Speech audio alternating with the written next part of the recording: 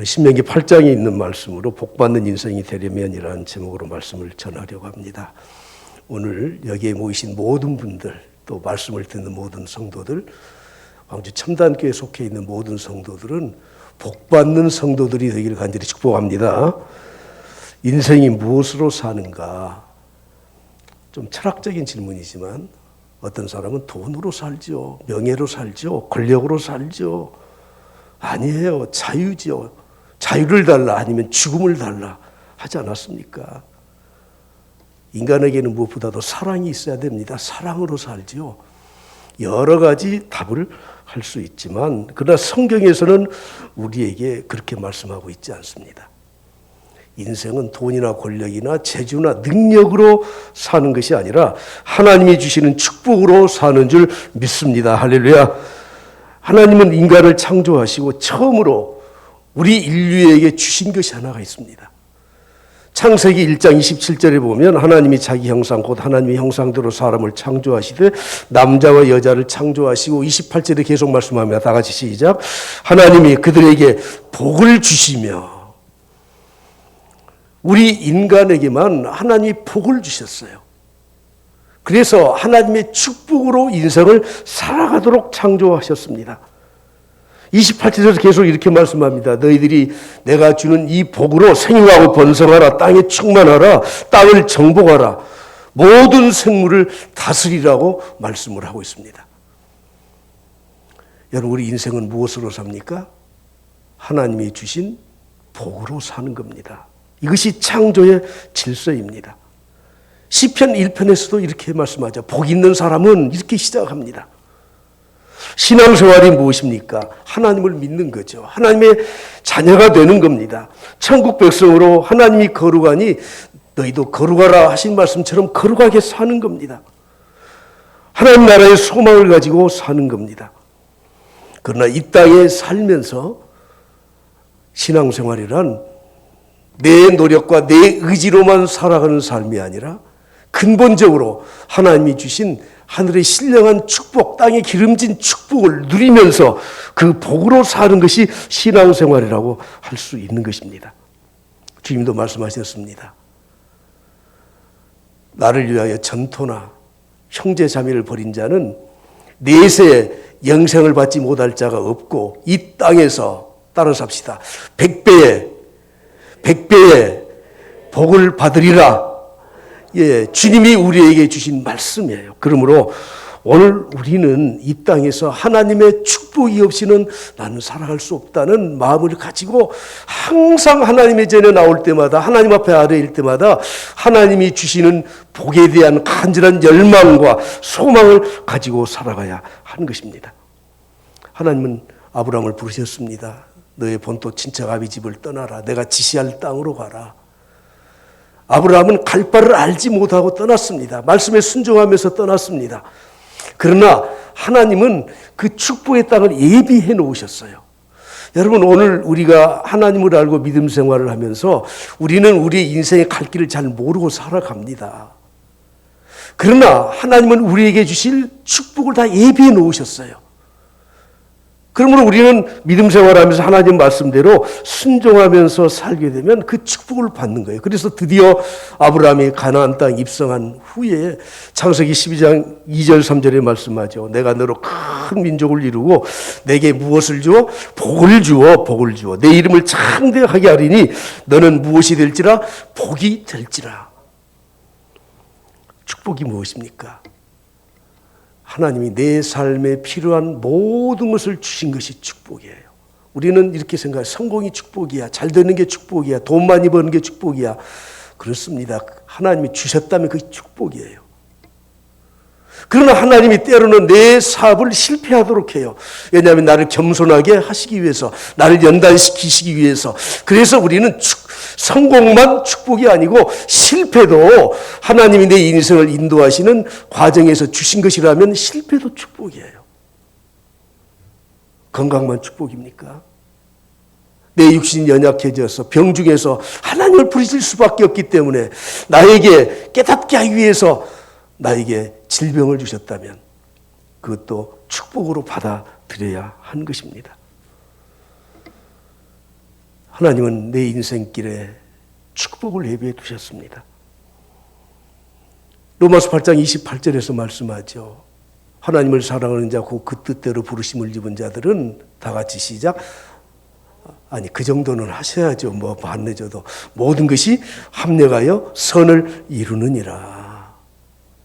성공도 실패도, 건강도 질병도, 내 인생의 고통도 형통함도 하나님이 내 인생길에 예비해 두신 것이라고 하면 그 모든 것을 사용해서 선을 이루고 구원을 이루고 하나님의 축복의 길로 가도록 인도하시는 것입니다. 여러분, 아브라함에게만 지시할 땅이 있었던 것이 아니고 우리 모두에게도 각자에게 예비하신 축복이 있다는 것을 믿으십니까? 우리는 그런 확신 가운데 살아야 돼요. 신앙으로 사는 사람들의 특징이 무엇인 줄 아시죠?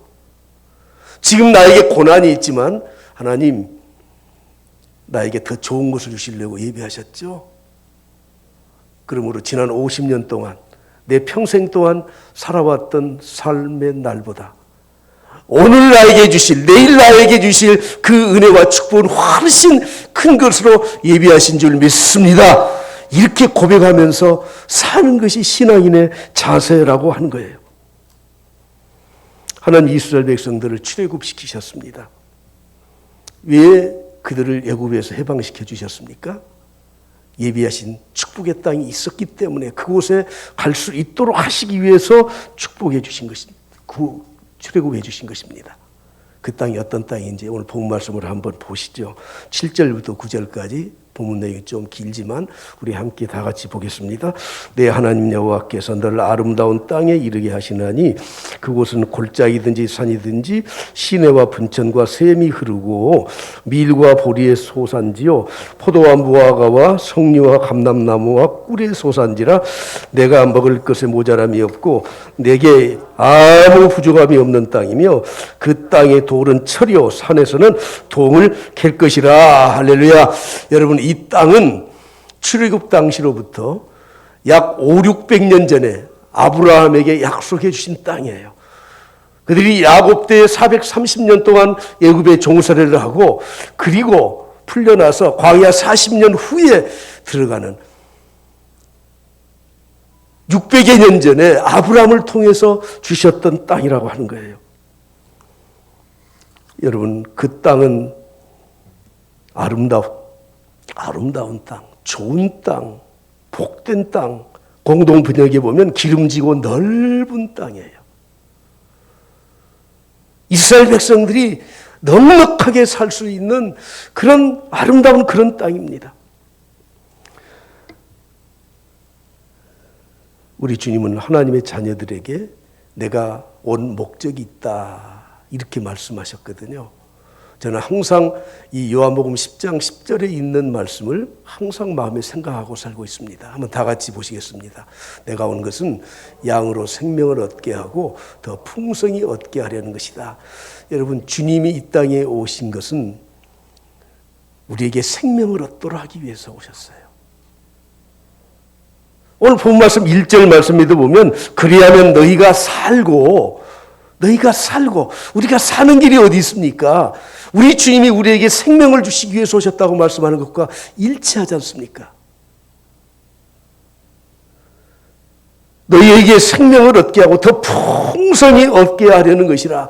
오늘 1절 말씀에 보면 너희가 살고 번성하고, 여러분 구약의 신명기에 나와 있는 말씀이나 신약의 요한복음에 나와 있는 말씀이 동일해요. 일치가 돼요. 그러므로 우리가 신앙생활하면서 정말 하나님 잘 믿는데 아이고 죽겠네, 못 살겠네. 여러분, 이건 신앙생활 잘못하고 있는 거예요. 풍성히 얻게 하려 함이라, 번성하게 하리라.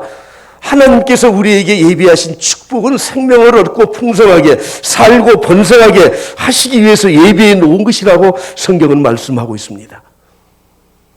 오늘 읽었던 7절부터 9절에 보니까 그곳은 물이 충분해요. 골짜기든지 산이든지 그곳은 풍성한 식량이 있어요. 밀과 보리, 그리고 포도, 무화과, 석류, 감람나무, 꿀의 소산지라는 거예요.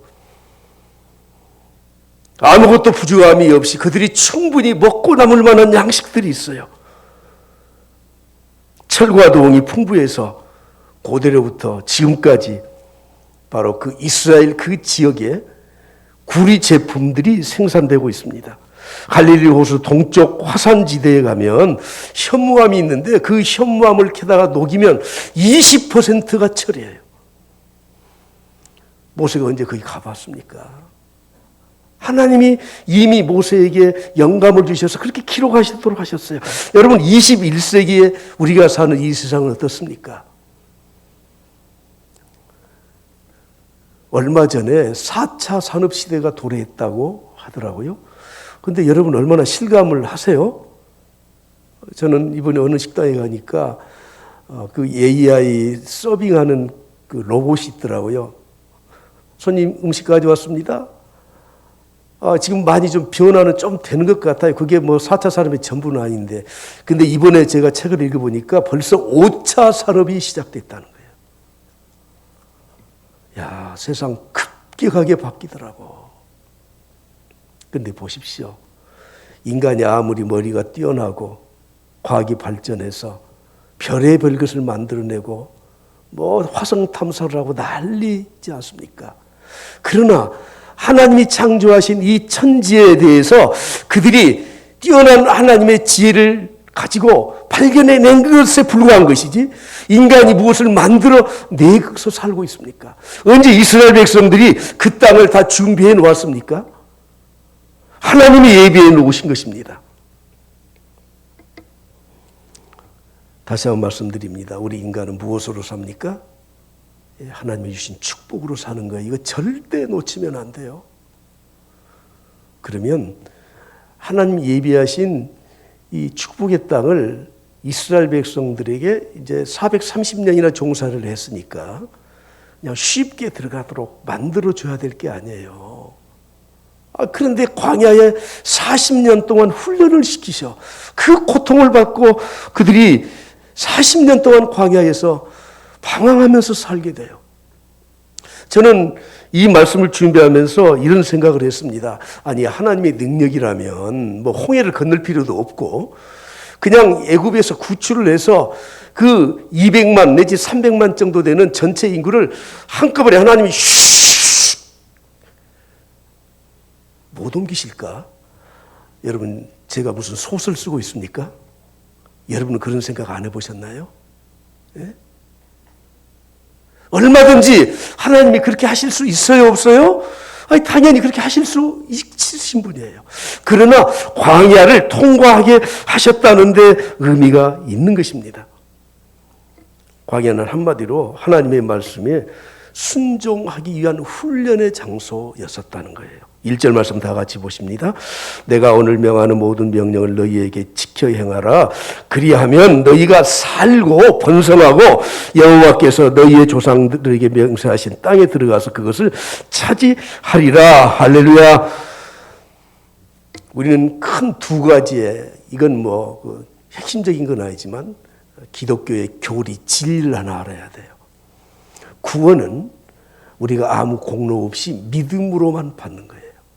왜냐하면 그건 인간이 어떤 공로로도 할 수 없기 때문에 불가능하니까 하나님이 예수 그리스도를 십자가에 못 박도록 하셔서 우리에게 그냥 믿으면 구원을 받을 수 있도록 해주셨어요. 그러나 축복은 믿음으로 받는 게 아니에요. 내 삶으로 받는 거예요. 말씀의 순종함으로 받는 거예요. 여러분 믿음 좋은 사람들이 이 땅에서 하나님의 축복을 받고 사는 게 아니고 물론 믿음이 좋으면 순종하겠죠. 그러나 그 믿음과 내 삶의 축복을 받는 것과는 달라요. 잘 아셔야 돼. 복 받는 인생이 되려면 광야 생활을 통해서 순종을 배워야 된다는 겁니다. 광야는 어떤 곳입니까? 잘 뻗어진 시온의 탄탄대로가 아닙니다. 그 길은 건조하여 흙먼지가 날리고 풀 한 폭이 없고 죽음이 기다리고 있고 40도를 넘는 떼약볕에 구름 한 점 없는 그런 곳입니다.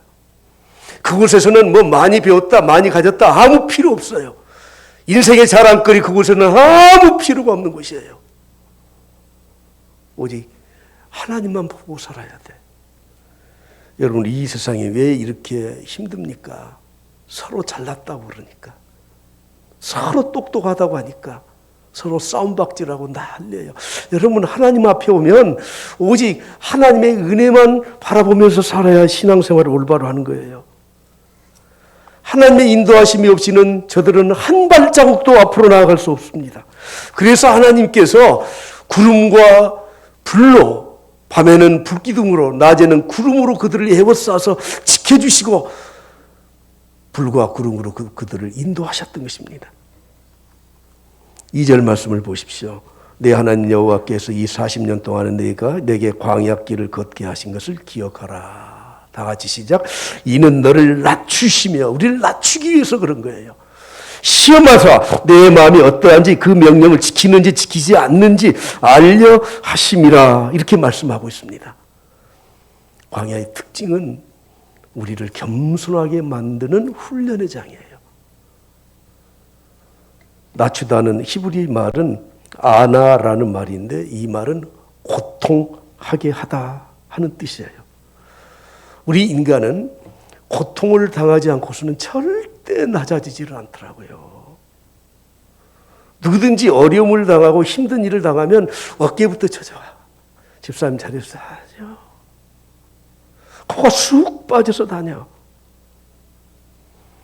우리 인간은 내 삶에 결핍이 있을 때 하나님을 찾는 그런 존재예요. 그래서 하나님은 그냥 이스라엘 백성들을 한꺼번에 다 옮겨다가 그 약속의 땅으로 그냥 아무 고생하지 않고 가도록 하신 것이 아니라 40년 동안이나 이 순종하는 훈련을 시키셨다고 하는 것입니다. 모세를 보십시오. 애굽에서 왕자로서 대접을 받고 40년 동안 애굽의 왕자 교육, 엘리트 교육을 받았습니다. 자신이 생겼어요. 나이 40세가 되니까 자신이 생겼어.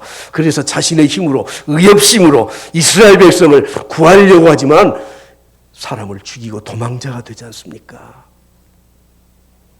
미디안 광야에서 40년 동안 그가 배운 건 딱 한 가지. 내 힘으로는 아무것도 할 수 없다. 40년 동안 애굽의 엘리트 교육과 그리고 미디안 광야의 40년 동안 그의 고된 인생의 훈련을 통해서 하나님은 비로소 하나님을 바라보도록 하시고 그리고 이스라엘의 지도자로 세워주시지 않습니까? 이스라엘을 낮추셨다고 하는 말은 그들이 가지고 있는 세상의 모든 교만을 제거시키기 위함이었던 겁니다. 저나 여러분이나 자, 저를 보십시오. 나는 왜야 그러지 마시고 교만이라고 하는 것이 우리의 이 목에까지 꽉 찼어요. 혹시 아니신 분 계신가요? 아니에요. 이스라엘 백성들 430년 종사를 했으면 이제 낮아져도 되잖아요. 그렇죠? 근데 교만했어. 엄청 교만했어. 그 교만을 뿌리 뽑는데 40년이 걸려요. 광야에서. 출애굽기 32장 9절에 말씀합니다. 내가 이 백성을 보니 목이 뻣뻣한 백성이로다. 지난 화요일 성경 공부 시간에 기독교 초기부터 인간이 버려야 될 것들, 그 욕망에 대해서 7가지를 말씀드렸잖아요. 그게 맨 먼저 탑 랭킹에 있는 첫 번째가 뭐죠? 교만이에요. 교만. 모든 죄와 욕심은 교만에서부터 오는 겁니다. 성경에서 말하는 교만은 하나님 없어도 살 수 있다는 생각이 교만이에요. 그쯤 마셔요, 하나님. 우리 인간은 누구든지 하나님 없이도 살 수 있다고 하는 이 교만한 마음을 갖고 있습니다. 우리는 가장 큰 축복이 임마누엘의 축복이라고 말씀하잖아요. 하나님이 나와 함께 하시는 것이 가장 큰 하나님의 축복이라고 말하죠. 그런데 성경을 보십시오. 이사야서 57장 15절에 보십시오. 또한 통회하고 마음이 겸손한 자와 함께 있나니. 여러분, 통회하고 마음이 겸손한 자와 임마누엘의 축복, 하나님이 함께 하시는 축복이 있는 겁니다. 통회하지 않고 회개하지 않고 교만한 자에게는 하나님이 임마누엘의 축복을 주시지 않아요. 그냥 성경에 있는 말씀이니까 하나님 나와 함께 하셔? 천만의 말씀.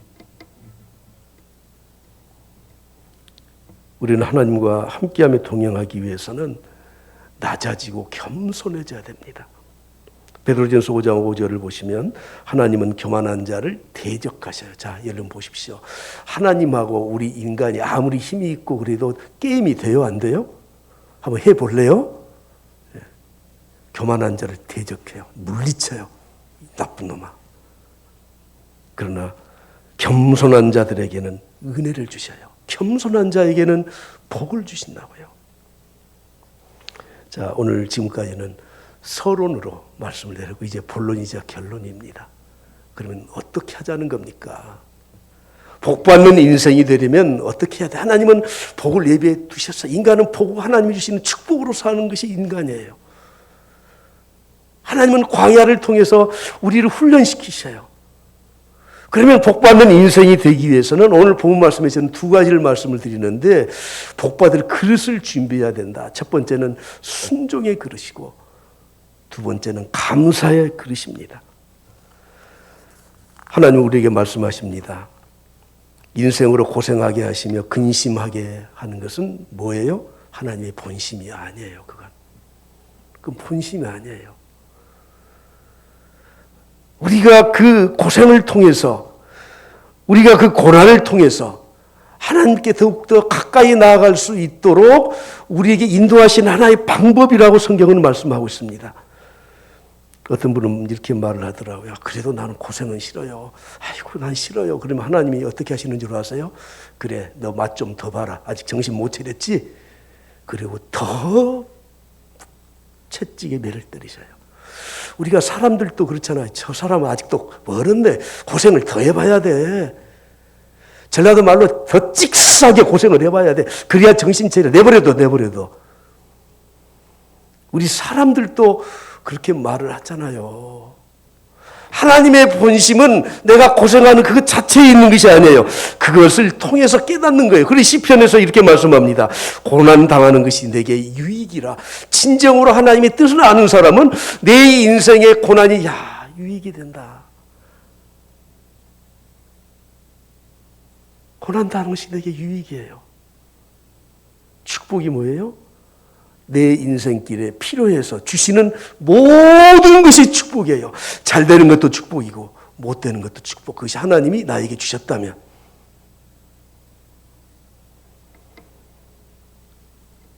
고난을 통과하게 되면 잘못된 것들이 드러나게 돼요. 진심이 밝혀져요. 우리가 순종하는 척하지만 그러나 잘못된 동기로 순종하는 것인지도 다 밝혀져요. 인간에게는 참 악하고 고약한 버릇이 하나가 있는데 하나님의 사랑과 관용을 시험하고 그것을 악용하려고 하는 잘못된 버릇이 있어요. 아니, 하나님 다 아시니까 내 형편 아시니까 이해해 주실 거야. 아니 내가 좀 죄 좀 지었다고 해서 회개하면 되는 거지. 하나님 사랑이 얼마나 넓으신데 내가 잘못된 길로 가고 있으면서도 하나님이 도와주셔서 인도해 주셔서 나를 구원해 주실 거야. 여러분 이런 악한 마음이 인간에게 있다는 거예요. 그래서 바울 사도는 고린도전서에서 말씀합니다. 어떤 사람들이 주를 시험하다가 뱀에 멸망하였나니 우리는 그들과 같이 제발 좀 하나님 시험하지 말자. 그들 가운데 어떤 사람들이 원망하다가 멸망시키는 자에게 멸망하였나니 너희는 그들과 같이 원망하지 말자고 말씀을 하고 있습니다. 여러분 시험을 통과하고 고난을 통과하게 되면 우리의 이런 영적인 이 찌꺼기들을 다 걸러낼 수가 있는 겁니다. 하나님이 저 사람이 진심으로 순종하는지 형식적으로 하는 건지 하나님을 시험하기 위해서 좀 이렇게 하는 것인지 다 드러나게 되었다고 하는 거예요. 오늘 이 시점에서 저는 한 가지 순종에 대한 그릇을 우리가 준비를 해야 된다고 말씀을 드리면서 우리 자신을 한번 점검을 해봤으면 좋겠어요. 참 내가 평생 살면서 하나님 믿는다고 했는데 다른 사람 간증이나 다른 사람 이야기를 들어보면 그렇게 복을 많이 받고 사는데 왜 나는 그런 복을 못 누리고 살지? 혹시 그런 생각을 하지 않으십니까? 아니, 속으로 대답해 보셔요. 하나님이 그렇게 축복을 예비해 두셨다는데, 아니, 나는 이게 뭐지? 혹시 그런 생각이 드신다면, 아니, 내가 더 큰 은혜와 축복을 받고 싶으시다면 오늘 생각해야 돼요. 내 인생의 광야 학교에서 내가 정말 하나님만 바라보고 지금 살고 있는가? 하나님의 축복은 지금도 만나를 내리듯이 신령한 하늘의 축복, 땅에 기름진 축복으로 우리에게 함께 해주시는데, 내가 순종을 통해서 그 축복을 담을 만한 그릇을 내가 준비하고 살고 있는지 생각해 보셔야 돼요. 여러분, 우리 인간은 딱 한 가지, 하나님 앞에 큰 무기가 있다는 걸 아셔요? 자, 무기라는 표현이 좀 그런데 하나님도 그렇게 하시면 그래 됐다 하는 게 있어요. 그게 뭔 줄 아세요? 정직과 진실이에요. 하나님 앞에 잘못했습니다. 정말 회개합니다. 진실하고 정직하면 하나님은 그래 됐다 이렇게 말씀하십니다. 정직과 진실함의 결과는 회개와 순종입니다. 순종 없는 신앙생활은 절대 하나님의 은혜와 축복을 체험할 수 없다는 것입니다.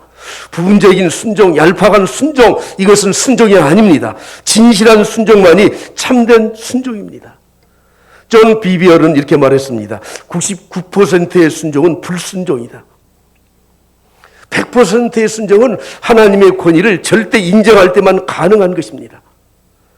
왜 나는 하나님의 그 은혜와 축복을 경험하지 못하고 사는가?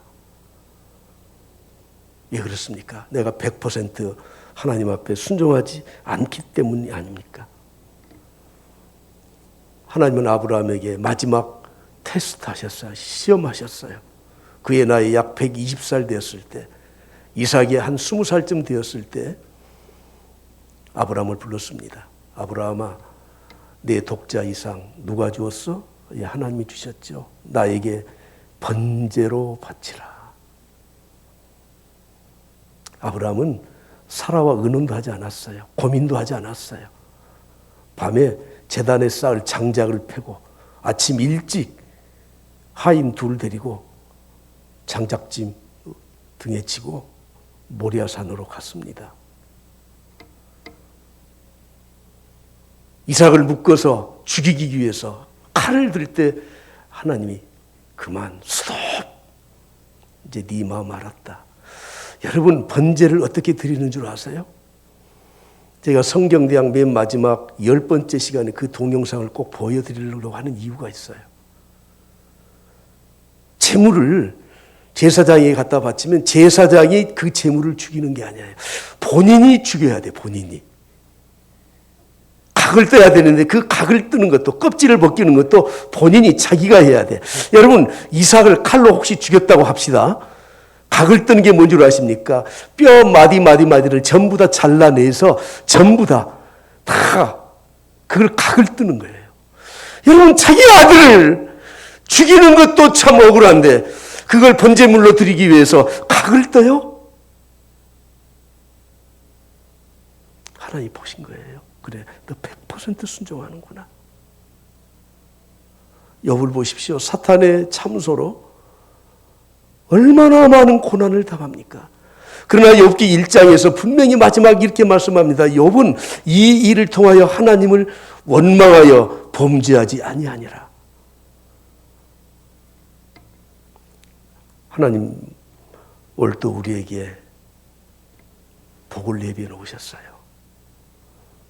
우리의 모든 인생사에서 정말 하나님을 의지하고 순종하고 사는지 그 테스트에 통과만 되면 하나님의 역사가 여러분에게 나타나고 우리 교회에 나타나게 되는 줄 믿습니다. 할렐루야.